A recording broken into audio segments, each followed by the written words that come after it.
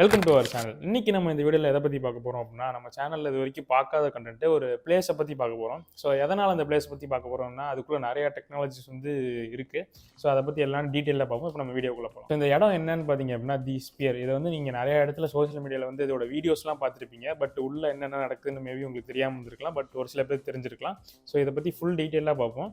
இதுல லொக்கேட் ஆகியிருக்க இடம் பார்த்தீங்க அப்படின்னா, யுஎஸ்ல இருக்க லாஸ் ஏஞ்சல்ஸ். ஸோ இந்த இடத்துல தான் பார்த்தீங்க அப்படின்னா, இந்த கான்சர்ட்ஸ், கேசினோஸ் இதெல்லாம் அதிகமாக இருக்க இடம். இதில் தான் பார்த்தீங்க அப்படின்னா, இந்த பில்டிங் கன்ஸ்ட்ரக்ஷன் பண்ணியிருக்காங்க. ஸோ இப்போ பார்த்தீங்க அப்படின்னா, இதோட ஒர்க்லாம் முடிஞ்சு தேட்டர் பார்த்தீங்க அப்படின்னா, எல்லாத்துக்கும் அவைலபிளாக இருக்குது. நீங்கள் நினச்சா கூட பார்த்தீங்க அப்படின்னா, நீங்கள் டிக்கெட் வாங்கிட்டு போய் பார்க்கலாம்.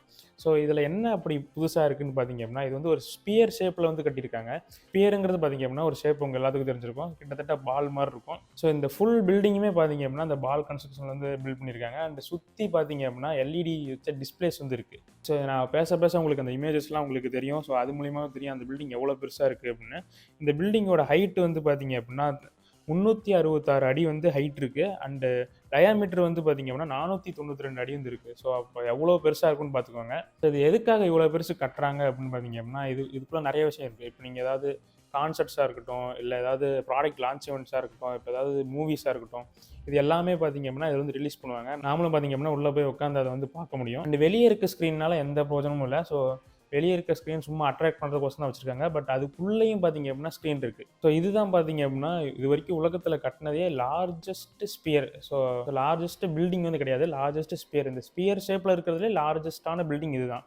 ஸோ இதுக்கு முன்னாடி ஒரு இடத்துல இருந்துச்சு. ஸோ அதை பீட் பண்ணி இதை கட்டியிருக்காங்க. இப்போ இந்த பில்டிங்கை கட்டுறதுக்கான காஸ்ட் எவ்வளோ செலவாயிருக்குன்னு பார்த்தீங்கன்னா $2.3 பில்லியன் ஆயிருக்கு. ஸோ இதை நீங்கள் இந்தியன் ருபீஸ் கன்வெர்ட் பண்ணீங்க அப்படின்னா 18,400 கோடி செலவாகிருக்கு இந்த பில்டிங் கட்டுறதுக்கு. ஸோ இந்த பில்டிங்குள்ளே பார்த்தீங்க அப்படின்னா 18,000 பேருக்கான சீட்டிங் கெப்பாசிட்டி இருக்குது. ஸோ அந்த 20,000 பேர் பார்த்தீங்க அப்படின்னா ஸ்டாண்டிங்கில் இருக்கலாம். இந்த கிரவுண்ட் ஃப்ளோரில் பார்த்தீங்க அப்படின்னா நின்றுட்டே பார்க்கலாம். அண்ட் உட்கார சீட்டிங் பார்த்தீங்க அப்படின்னா 18,000 சீட்ஸ் இருக்குது. ஸோ இந்த மாதிரி பில்டிங்ஸே பார்த்தீங்க அப்படின்னா இன்னும் வேர்ல்டில் 20 இடத்துல கட்டுறதா பிளான் போட்டுருக்கு. அடுத்து லண்டன்ல கட்டுறதா சொல்லியிருக்காங்க. இந்த வெளியே இருக்க ஸ்க்ரீன் இருக்கு இல்லையா, அதில் பார்த்தீங்க அப்படின்னா 1.2 மில்லியன் இண்டிவிஜுவல் எல்இடிஸ் கொடுத்துருக்காங்க. ஸோ வெளியே இருக்க டிஸ்பிளே ப்ரொஜெக்ட் பண்ணுறதுக்காக. வெளியே இருக்க ஸ்க்ரீனும் சரி, உள்ள இருக்க ஸ்க்ரீனும் சரி, இதுதான் வேர்ல்டுலேயே பெரிய ஸ்க்ரீன்ஸு. இப்போ எக்ஸாம்பிளுக்கு இதோட சைஸை சொல்லணும் அப்படின்னா, இப்போ ஒரு 55 இன்ச் டிவி இருக்குது அப்படின்னா 60,000 டிவிஸ் ஒன்று சேர்த்தா தான் பார்த்தீங்க அப்படின்னா உங்களுக்கு அந்த அளவுக்கு ஒரு பெரிய ஸ்க்ரீன் இருக்கும். ஸோ அந்த அளவுக்கு பெரிய ஸ்க்ரீன் பார்த்தீங்க அப்படின்னா வெளி சைடு கொடுத்துருக்காங்க. அண்ட் இந்த அவுட்டர் ஸ்க்ரீன்ஸை வச்சு நம்ம என்ன பண்ணலாம் அப்படின்னா, பேசிக்காக வேறு எதுவும் யூஸ் இல்லை. நீங்கள் சும்மா ஏதாவது வீடியோஸ் ஓட விடுறது அந்த மாதிரி தான் பண்ண முடியும். பட் இதை வச்சு பார்த்தீங்க அப்படின்னா அவங்க ஆட்ஸ் ரன் பண்ணலாம். ஏதாவது பெரிய பெரிய லக்ஸுரி பிராண்ட்ஸ் பார்த்தீங்கன்னா அட்வர்டைஸ்மெண்ட் பண்ணுவாங்க. அதில் அதுக்கும் நம்ம யூஸ் பண்ணிக்கலாம். ஸோ அண்ட் இப்போ இந்த நியூ இயர் ஈவெண்ட், இந்த தீபாவளிக்கு லைட் ஷோலாம் பண்ணுறாங்களே, அந்த மாதிரி ஈவெண்ட்டுக்கும் நம்ம அந்த ஸ்க்ரீன்ஸை யூஸ் பண்ணிக்கலாம். ஸோ உள்ளே இருக்க ஸ்க்ரீனோட சைஸ் பார்த்தீங்க அப்படின்னா 15,000 ஸ்கொயர் மீட்டர் இருக்குது. அண்ட் இதுதான் பார்த்தீங்க அப்படின்னா வேர்ல்டுலேயே லார்ஜஸ்ட் அண்ட் ஹை ரெசல்யூஷன் உள்ள டிஸ்பிளே உள்ளே இருக்க ஸ்க்ரீன்ஸ் தான். ஸோ இவ்வளோ பெரிய ஸ்க்ரீன்ஸ் இருக்குது. இப்போ நம்ம நார்மலாக பார்க்குற படத்தெல்லாம் அதில் பார்க்க முடியுமா அப்படின்னு பார்த்தீங்க அப்படின்னா, அந்த சைஸ்க்கு அதை ஆப்டிமைஸ் பண்ண முடியாது. ஸோ இதுக்குன்னே பார்த்தீங்க அப்படின்னா இவங்க புதுசாக ஒரு கேமரா உருவாக்கியிருக்காங்க. ஸோ இப்போ இந்த கேமராவில் எடுத்தால் மட்டும்தான் பார்த்தீங்க அப்படின்னா உங்களால் அந்த ஃபுல் எக்ஸ்பீரியன்ஸையும் கொண்டு வர முடியும். ஸோ அதுக்கு இவங்க வச்சிருக்க பேர் பார்த்தீங்க அப்படின்னா தி பிக் ஸ்கை. ஸோ இது பார்த்தீங்க அப்படின்னா உங்களோட ஓனான மேனுஃபேக்சரிங்கில் வர கேமரா. ஸோ இது பார்த்தீங்க அப்படின்னா 18K ரெசல்யூஷன் இருக்குது. அண்ட் இது மூலிமா உங்களால் 120 FPS வரைக்கும் எடுத்துக்க முடியும். ஸோ சவுண்ட் சிஸ்டம் அப்படின்னு பார்த்தீங்க அப்படின்னா இதுதான் எனக்கு ரொம்பவே ஒரு புதுசாக தெரிஞ்ச விஷயம். இதில் பார்த்தீங்க அப்படின்னா 1,60,000 ஸ்பீக்கர்ஸ் யூஸ் பண்ணியிருக்காங்க. ஒன்று பார்த்தீங்க அப்படின்னா இண்டிவிஜுவல் ஸ்பீக்கர்ஸு. அண்ட் இதில் வரக்கூடிய சவுண்டோட குவாலிட்டி பார்த்தீங்க அப்படின்னா நீங்கள் ஹெட்ஃபோன் போட்டுட்டு கேட்குற ஆடியோ குவாலிட்டியை உங்களால் ஹெட்ஃபோன் போடாமே அங்கே உள்ளே உட்காந்து கேட்க முடியும் அப்படின்னு அவங்க கிளைம் பண்ணுறாங்க. அண்ட் இதில் அவங்க யூஸ் பண்ணியிருக்க டெக்னாலஜி பேர் பார்த்தீங்க அப்படின்னா பீம் ஃபார்மிங் டெக்னாலஜி அப்படின்னு சொல்கிறாங்க. ஸோ இது பேசிக்காக என்ன அப்படின்னு பார்த்தீங்க அப்படின்னா, இப்போ ஒரு ஏழு லாங்குவேஜ் சப்போர்ட் பண்ண சொல்லியிருக்காங்க. இப்போ அந்த ஸ்பியரை ஒரு 7ஆக பிரிச்சுக்கோங்க. இப்போ இது எப்படி யூஸ் ஆகுதுன்னு பார்த்தீங்க அப்படின்னா, இப்போ நீங்கள் ஒரு ரோலை உட்காந்துருக்கீங்க, உங்கள் ஃப்ரெண்டு ஒரு ரோலை உட்காந்துருக்காங்கன்னு வச்சுக்கலாம். இப்போ உங்களுக்கு இங்கிலீஷ் தெரியும், உங்கள் ஃப்ரெண்டுக்கு தமிழ் தான் தெரியும் அப்படின்னா நீங்கள் இங்கிலீஷ் லாங்குவேஜ் கேட்க முடியும். ஸோ உங்கள் ஃப்ரெண்டால் பார்த்தீங்க அப்படின்னா தமிழ் லாங்குவேஜ் கேட்டுக்க முடியும். ஸோ இந்த மாதிரி 7 லாங்குவேஜ் சப்போர்ட் பண்ணுறாங்க. ஸோ இப்போ இது எந்த மாதிரி இடத்துல யூஸ் ஆகும்னு பார்த்தீங்க அப்படின்னா, இப்போ சாம்சங் எடுத்துக்கிட்டிங்கன்னா அவங்களோட ஆடியோ லான்ச்சில் கொரியனில் தான் அவங்க பேசுவாங்க.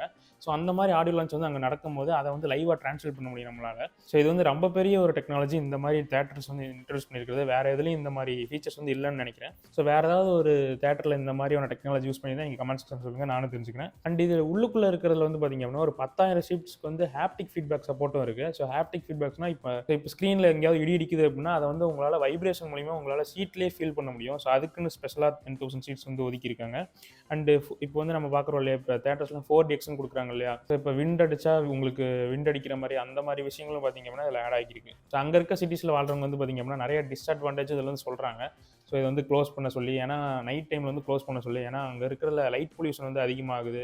இப்போ ரோட்டில் ட்ரைவ் பண்ணுறவங்களாம் பார்த்திங்க அப்படின்னா அங்கேயே கான்சன்ட்ரேஷன் இருக்கலாம், ஆக்சிடென்ட் ஆக நிறைய சான்சஸ் இருக்குது. இந்த மாதிரி நிறைய பேர் வந்து கிளைம் பண்ணுறாங்க. ஸோ இதுவும் ஒரு சில டிஸ்அட்வான்டேஜஸும் பார்த்திங்க அப்படின்னா இதில் இருக்குது. ஸோ இவ்வளோ விஷயம் இதுக்குள்ளே கொடுத்துருக்காங்களே, இதோட ப்ரைஸிங், டிக்கெட் ப்ரைஸிங்லாம் என்னவா இருக்குன்னு நீங்கள் வந்து யோசிக்கலாம். ஸோ நான் இப்போ ரீசெண்டாக அந்த வெப்சைட்டில் போய் பார்த்தேன் ப்ரைஸிங் வந்து என்னவா இருக்குன்னு.